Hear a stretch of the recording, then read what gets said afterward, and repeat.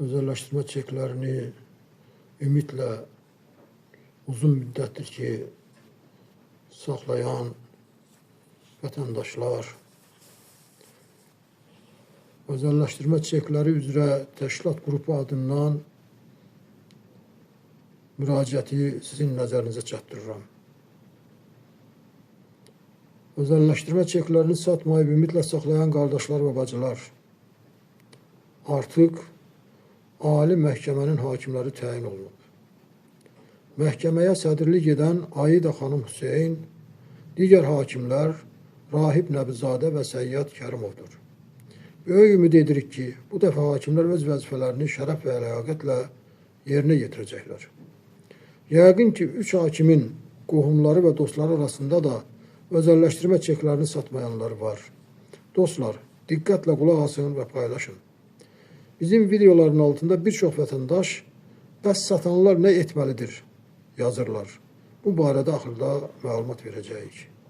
Dostlar, özelleştirme çeklərinə 40.000 manat miras əmlak payı ekvivalentində səhm payı və ya kompensasiya almaq istəyənlər ədalətə və hüquqa əsaslanan bu faktları əzbər bilməlidir. Çünki Allah haqqını bilənləri və tələb edənləri, səbirlə mübarizə aparanları sevər. İnşallah sizləri də sevindirər.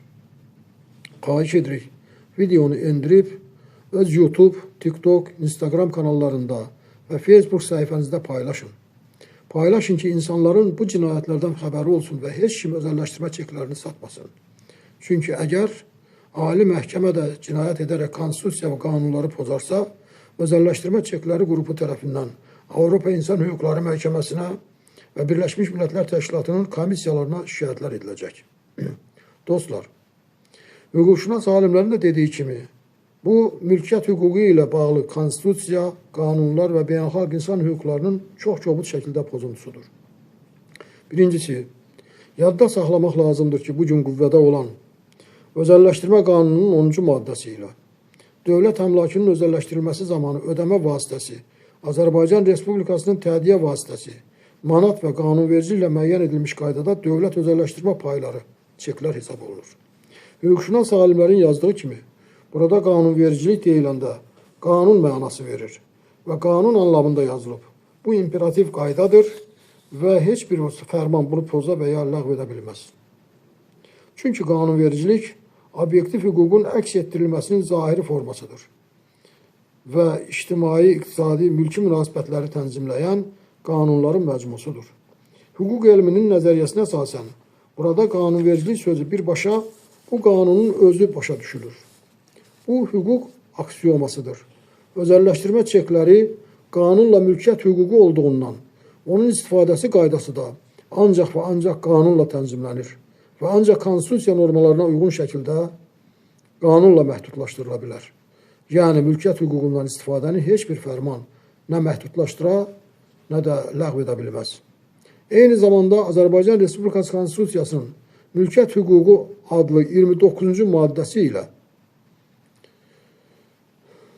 3-cü bənd, hər kəsin mülkiyyətində daşınar və daşınmaz əmlak ola bilər.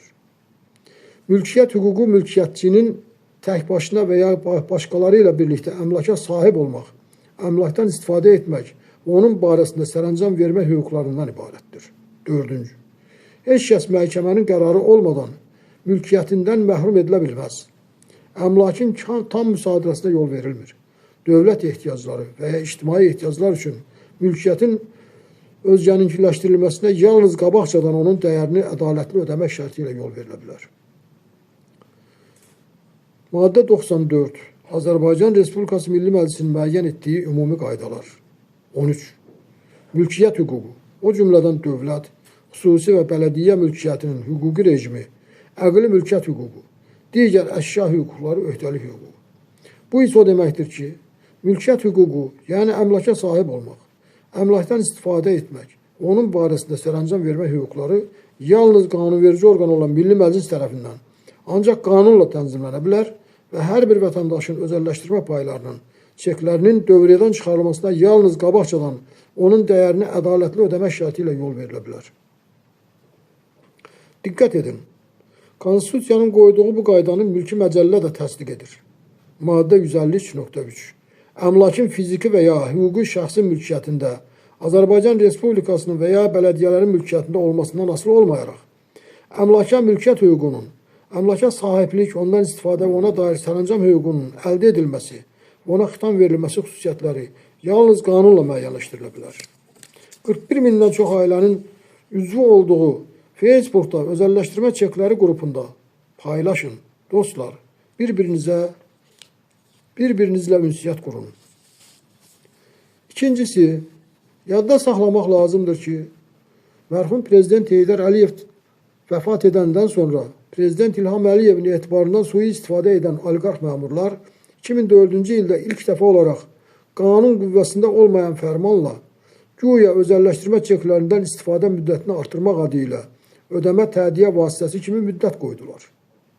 Yəni, özəlləşdirmə payı kimi mülkiyyət hüququnu təsdiq edən və dövlət investisiya fondları yaradılana qədər bütün özəlləşdirmə dövrü üçün dövriyyədə ödəmə vasitəsi kimi istifadəsi, yəni mülkiyyət hüququndan istifadə qaydası qanunla qoyulan, konstitusiya və qanunlarla qorunan bir qayda, konstitusiya və qanunlara tam zidd olaraq 2004-cü ildə 75 nömrəli fərmanla məhdudlaşdırılaraq sonradan ləğv olundu.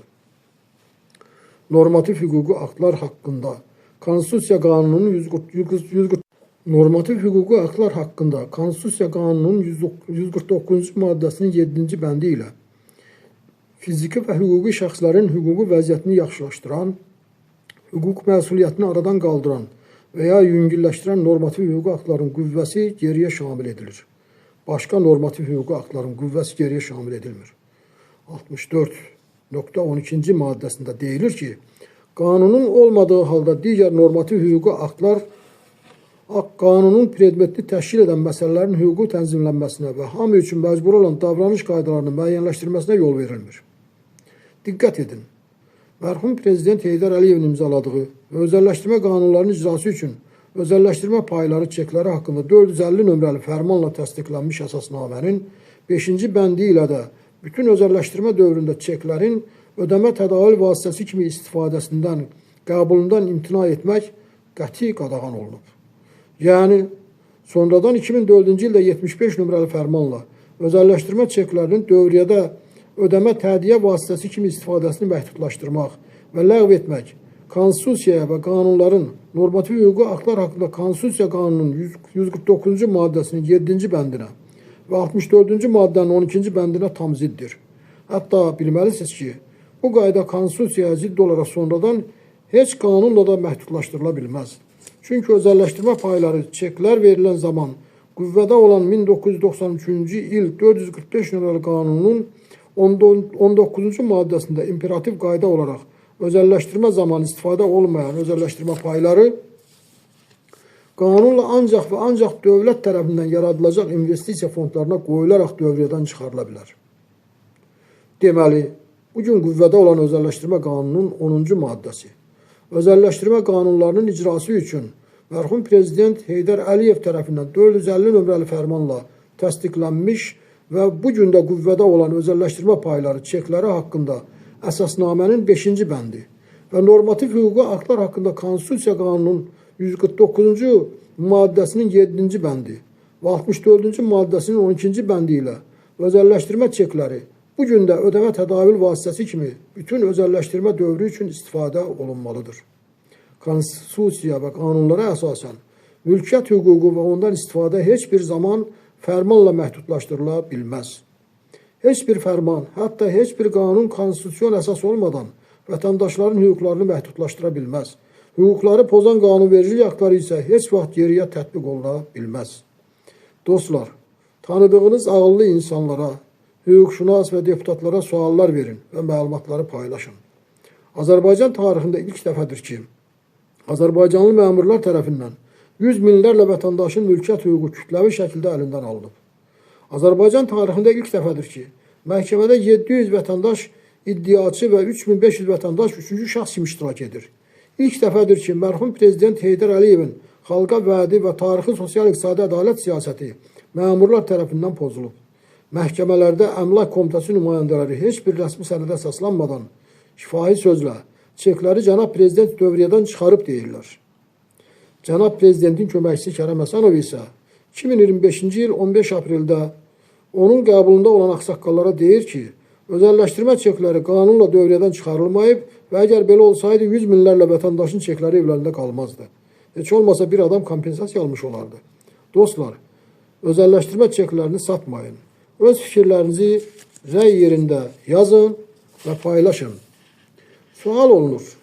Qanunvericiliklə qiymətli kağızların dövrədən çıxarılması qaydalarının hazırlanmasına və dövrədən çıxarılmasına nəzarət edən cavabdeh dövlət orqanları tərəfindən özəlləşdirmə çekləri dövrədən çıxarılmayıbsa, necə olur ki, məhkəmələrdə hakimlər heç bir rəsmi dövlət sənədi olmadan Əmlak Komitəsi nümayəndəsinin şifahi söz əsasında qərar verir?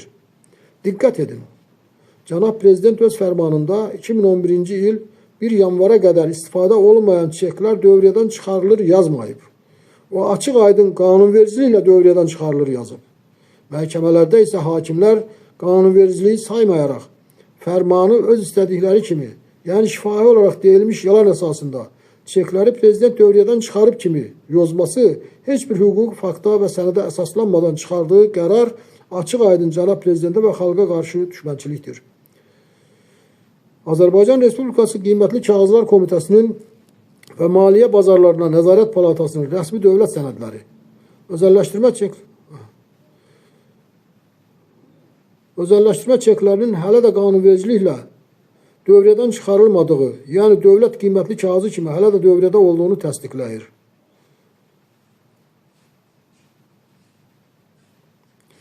Dövlət tərəfindən qanunla qoyulmuş qaydada qiymətli kağızların dövrədən çıxarılması qaydalarının hazırlanmasına və qiymətli kağızların dövrədən çıxarılmasına dövlət nəzarəti edən Azərbaycan Respublikası Maliyyə Bazarlarına Nəzarət Palatasının 2017-ci il tarixli rəsmi sənədlərində deyilir ki, dövrədə olan dövlət özəlləşdirmə çeklərinin tədiyyə vasitəsi kimi istifadəsi 2011-ci ilin yanvarında başa çatıb. Ancaq dövlət özəlləşdirmə paylarının çeklərinin dövrədən çıxarılması prosedurlarını əks etdirən qaydalar müəyyən edilməyib. Və bu səbəbdən 2011-ci ilin yanvar ayının 1-nə qədər dövlət əmlakının özəlləşdirməsi zamanı ödəniş tədiyyə vasitəsi kimi istifadə edilməyən dövlət özəlləşdirmə paylarının gələcəkdə dövrədən çıxarılması nəzərdə tutulmuşdur.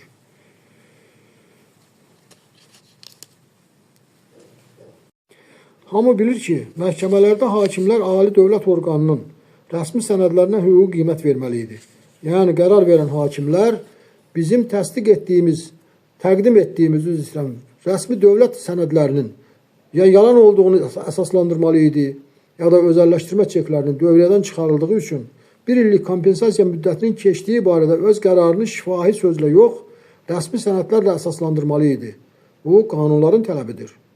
Kompensasiya müddəti ancaq və ancaq özəlləşdirmə çeklərinin dövrədən çıxarıldığı andan hesablana bilər.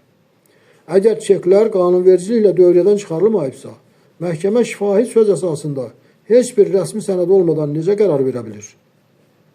Məhkəmələr zamanı qarşı tərəfin nümayəndələri bütün suallara cavab verməkdən imtina etdi və hakimlər öz vəzifə borclarını şərəf və ləyaqətlə yerinə yetirmədilər.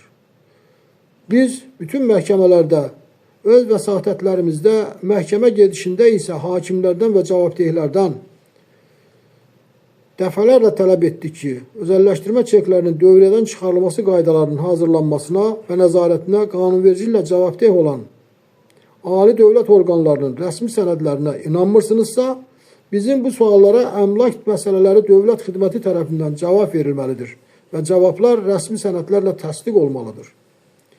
1.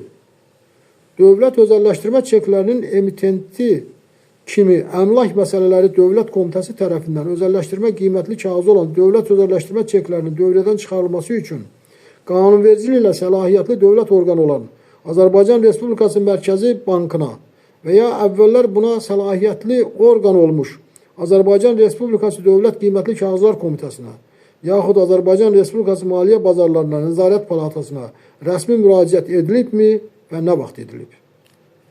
2. Qanunvericiliklə Azərbaycan Respublikasının Mərkəzi Bankı və ya əvvəllər buna səlahiyyətli və cavabdeh olan Azərbaycan Respublikası Dövlət Qiymətli Kağızlar Komitəsi yaxud Azərbaycan Respublikası Maliyyə Bazarlarının Nəzarət Palatası tərəfindən dövlət özəlləşdirmə çekləri dövrədən çıxarıldı mı? 3.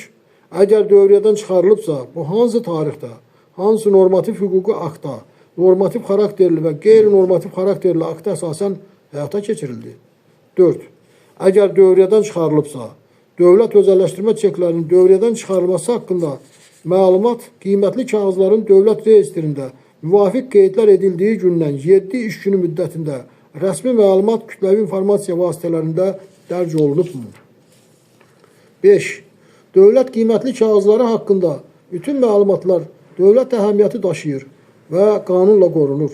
Əgər özəlləşdirmə çekləri dövriyyədən çıxarılıbsa, bu zaman hər özəlləşdirmə payına düşən kompensasiyanın miqdarı nominal olaraq neçə manat qoyulmuşdur? Dostlar, bütün məhkəmələrdə hakimlər informasiya əldə etmək üçün vətəndaşların qanunla qorunan hüquqlarını pozdu. Ədalətli məhkəmə araşdırması aparmadı. Hakimlər öz vəzifələrini layiqincə yerinə yetirmədi. Şifahi sözlə deyilmiş bir yalana hüquqi qüvvə vermək istəyən məmurlar və hakimlər məhkəmə sisteminin adına qara ləkə salır. Ən əsası isə məhkəmələrə təzyiq etmə gücündə olan oliqarx məmurlar ədaləti unudan hakimlərin köməyi ilə öz əməllərini cənab prezidentin üstünə atmaq istəyirlər. Dostlar, maariflənmək heç vaxt gec deyil. Bilirsinizmi? Hətta bəzi hüquqşünaslar dövriyyə, tədavül və tədiyə nə olduğunu bilmir.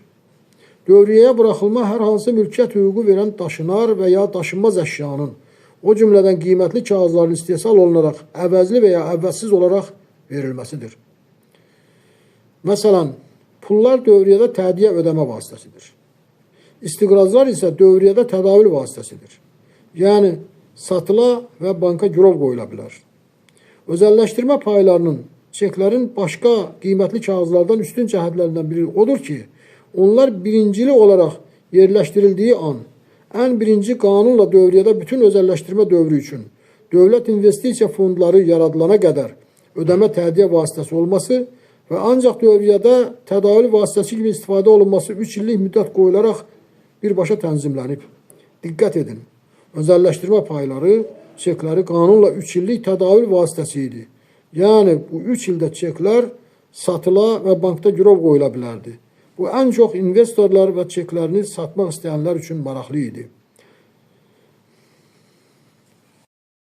Ancaq özəlləşdirmə çeklərini satmayan vətəndaşlar və investorlar üçün qanunla özəlləşdiriləcək orta və iri müəssisələrin 65%-nin dəyərinin ödənilməsi zamanı çeklər bütün özəlləşdirmə dövründə müddətsiz olaraq ödəmə tədiyə vasitəsi idi.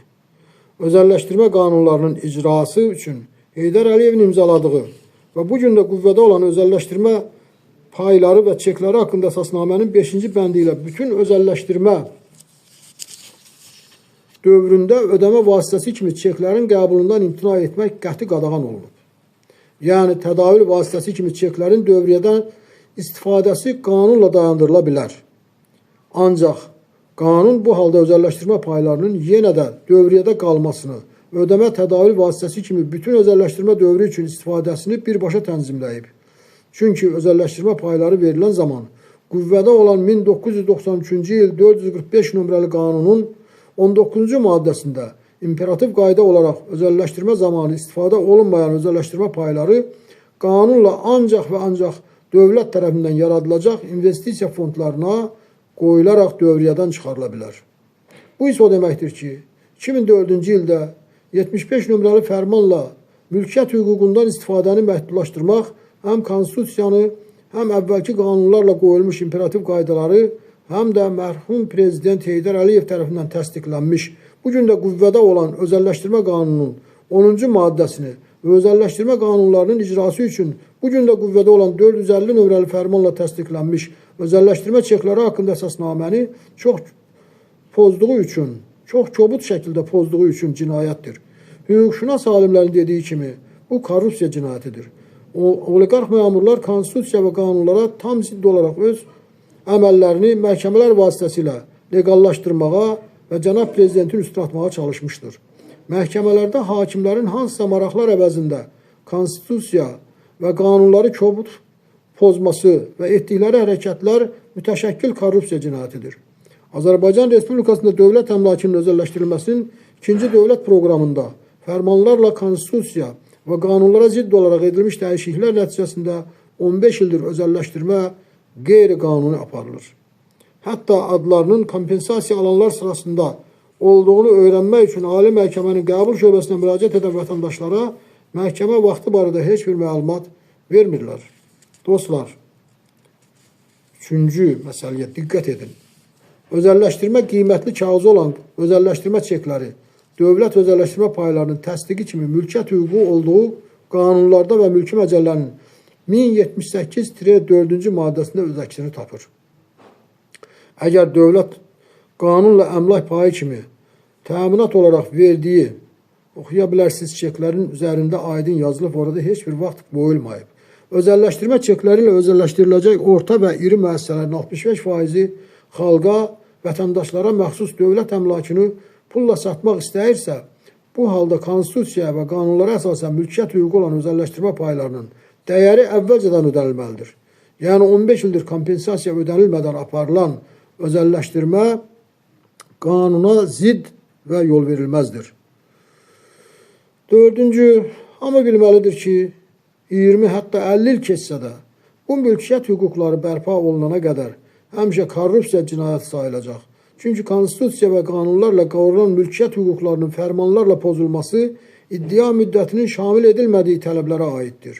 Mülki məcəllənin 384-cü maddəsi ilə dövlət və ya bələdiyyə orqanının və ya onların vəzifəli şəxslərinin əmlaka sahiblik, ondan istifadə və ya ona dair sərəncam üzrə mülkiyyətçinin hüquqlarını pozmuş aktın etibarsız sayılması haqqında mülkiyyətçinin tələbləri iddia müddətinin şamil edilmədiyi tələblərə aiddir.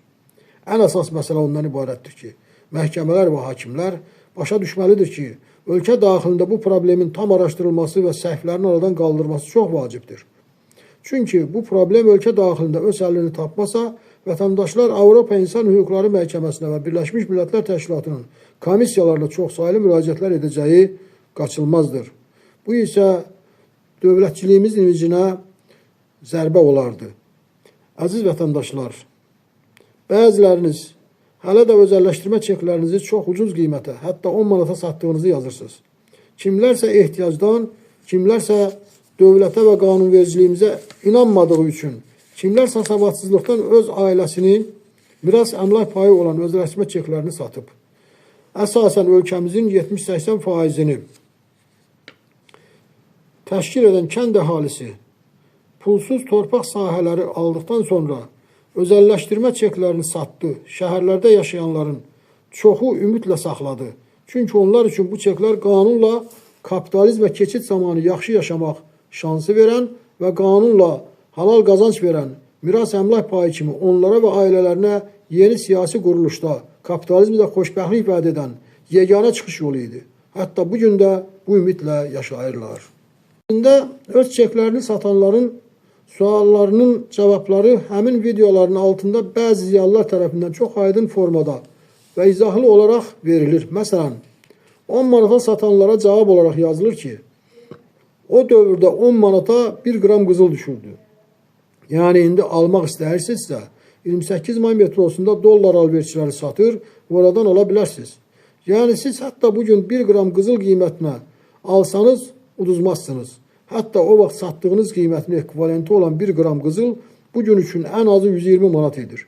Eyni zamanda rəylərdə hələ çeklərin qiymətinin 50 manatdan az olduğu, hətta 35 manat olduğu yazılır. Özünüz gedib öyrənə bilərsiniz. Və satdığınız bir özəlləşdirmə payı əvəzinə 3 dəfə artıq özəlləşdirmə payı ala bilərsiniz. Dostlar, yəni özəlləşdirmə çeklərini hətta ən ucuz satıb heyflənənlər bugün birinin əvəzinə 3-5 özəlləşdirmə payı ala bilər.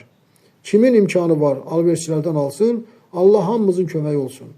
Əsas odur ki, uzun illərdir çeklərini ümidlə saxlayanlar satmasın.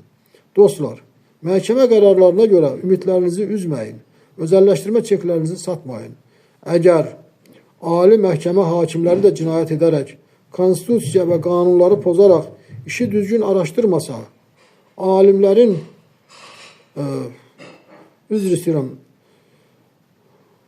düzgün araşdırmasa, Avropa məhkəməsində mütləq bu işə baxılacaq.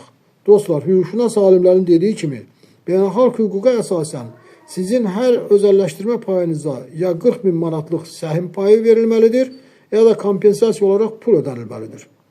Allah böyükdür. Özünüz fikirləşin. dövlətimizin quruculuğu və inkişafı üçün çalışan, atasının adı ilə fəxr edən, Qarabağı işğaldan azad edən Müzəffər Ali Baş Komandan kimi Cənab Prezident İlham Əliyev bilə-bilə atasının xalqa vədini pozarmı? Cənab Prezident İlham Əliyev bilə-bilə konstitusiya və qanunları pozan, korrupsiya halı kimi cinayət məsuliyyəti yaradan, xalqın mülkiyyət hüquqlarını əlindən alan bir sənədə qol çəkərdimi? Biz tam əminik ki, Cənab Prezident İlham Əliyevin bu cinayətlərdən tam xəbəri olsaydı, tez bir zamanda dəmir yumruq işə düşərdi. Deməli, məmurlar ya ölənə qədər, ya da vəzifədən çıxarılana qədər bu cinayətləri min cür hilə və cinayət edərək Cənab Prezident İlham Əliyevdən gizlədəcəklər. Bu səbəbdən hamı sosial şəbəkələrdə paylaşmalıdır ki, bu məlumatlar Cənab Prezidentin özünün qarşısına çıxsın. Paylaşın dostlar. Yorulduq deməyin. Yorulduq yazmayın. Hər gün paylaşın. Allah köməyimiz olsun. Esselamu aleykə və rəhmətullahi və bərəkatuhu.